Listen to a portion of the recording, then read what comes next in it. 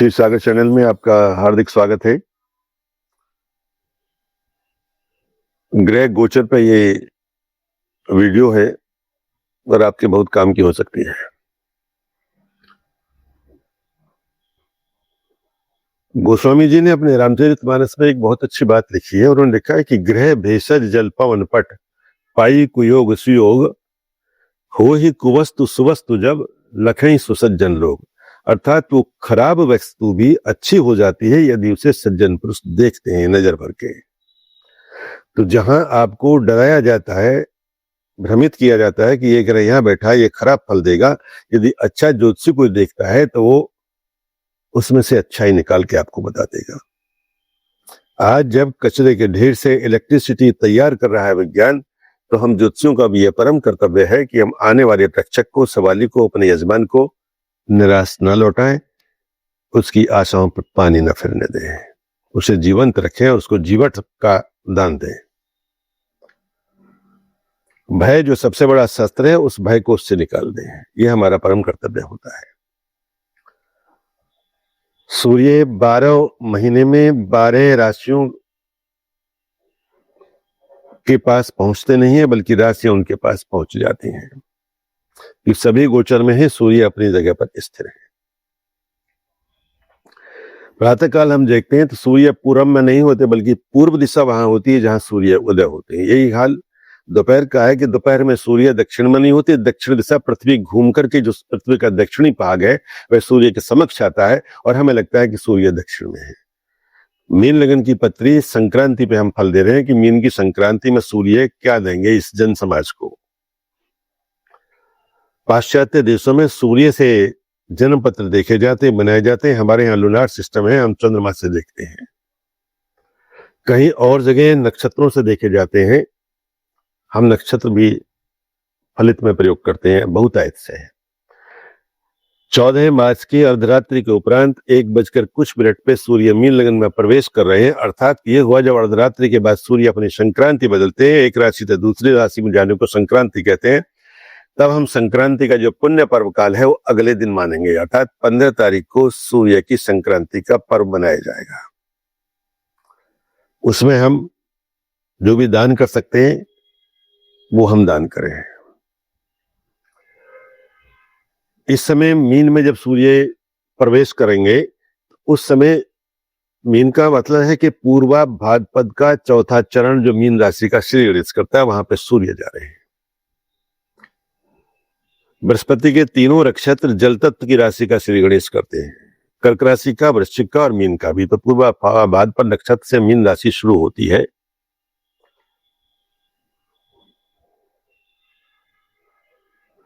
और जो पूर्वा भाद्रपद का चौथा चरण है वह एक शुभ नवांश में आता है। चौथे भाव में नक्षत्रपति बृहस्पति हैं और वो मिथुन राशि में है। छठे भाव में केतु है और 12वें भाव में कुंभ में राहु, बुध और मंगल है। बुध यहाँ वक्री है, मंगल अस्त है। लगन में सूर्य शुक्र के साथ शनि भी अस्त है, 2 ग्रह अस्त हैं। एकादश भाव में उत्तराषाढ़ नक्षत्र के चौथे चरण में चंद्रमा भ्रमण कर रहे हैं उस समय, अर्थात सूर्य के नक्षत्र में चंद्रमा है। तो आप ये मानिए कि पंचम भाव का स्वामी अपने से सप्तम है, अर्थात जनता को लाभ होगा। जनता का धन भाव पंचम भाव है, जो पूरी दृष्टि से उसको देखते हैं। किसी और ग्रह की दृष्टि इन पर पंचम पर नहीं है। केतु छठे भाव में है तो शत्रुओं का दमन करते रहेंगे, और चंद्रमा एकादश भाव में लाभ की उन्नति, बड़े भाई बड़े बहनों का सुख और बड़प्पन का सुख आपको मिलता बराबर चला जाएगा। यहाँ हम देखते हैं कि मीन राशि में सूर्य है, मीन राशि में शनि भी वही है। तो थोड़ा सा शनि क्या है कि शनि अंधेरा है और सूर्य प्रकाश है। तो आपको मीन राशि वालों को दोनों अप्स डाउन देखने पड़ेंगे। ये ज्योतिष की विधा है, मैं इसमें कुछ नहीं कर सकता। 2 प्लेनेट है। शुक्र चमकाने का बहुत प्रयत्न करेंगे कि शुक्र एक चमकीला तारा है, दैदीप्यमान तारा है अंतरिक्ष में। उसको भोर का तारा या सांझ का तारा के नाम से जाना जाता है। ग्रह तो हमने ज्योतिष में माना है उनको, वास्तव में वे स्टार हैं और आपको स्टार बनाए बगैर छोड़ेंगे भी नहीं, क्योंकि मीन राशि उनकी उच्च की राशि बैठती है। इसलिए मीन राशि वालों को आप ये मानिए, जहां थोड़ा सा आपको कष्ट मिलेगा बहुत अधिक सुख मिलेगा, आपके लिए ये है। दूसरे भाव में मेष राशि आती है, उसका स्वामी अपने से 11 में गया है। वह आपके कुटुंब को, आपके परिवार को एकता में बांटे रखेगा और बनाए रखेगा और धन का बराबर आवागमन करते हुए उसको बराबर बराबर बांटता रहेगा। तीसरे भाव का स्वामी शुक्र स्वयं लगन में है, तो बहनों की कृपा आप पे होती रहे, इसलिए बहनों से संबंध मत बिगाड़िएगा, वरना तो दो शुभ ग्रह नहीं है लगन में, अकेला शुक्र है, शनि और सूर्य है। यहाँ आमने सामने सूर्य शनि होते तो उनका वेद हम नहीं मानते, लेकिन एक साथ होते में यह है कि पिता पुत्र को ऐसे में एक साथ नहीं रहना चाहिए, एक गद्दी पर नहीं बैठना चाहिए, आमने सामने बैठे और एक कक्ष में शयन भी नहीं करना चाहिए, अन्यथा पुत्र की हानि हो सकती है, उसको नुकसान होगा व्यापार में भी और नाम में भी।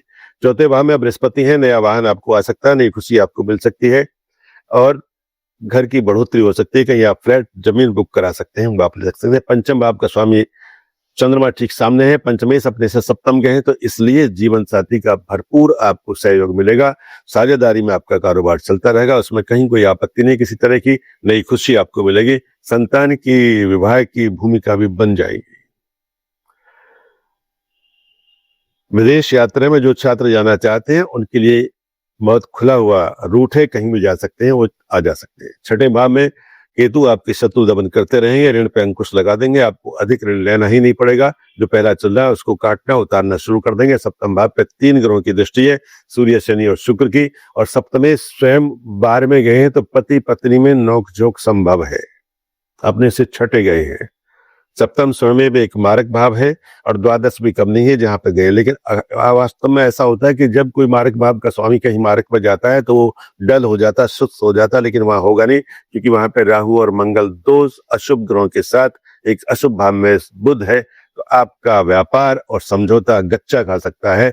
इसलिए इस एक पीरियड में कालखंड में आप सोच समझ के साझेदारी करें, अपने जो फैक्ट्री में उद्योग में माल बनता है उसको अपनी निगरानी से देखें, सुपरवाइजर्स पर ध्यान दें, बुध गणित के मालिक हैं, आपका कैशियर, आपका सीए आपके साथ चाल चल सकता है, सतर्क रहें।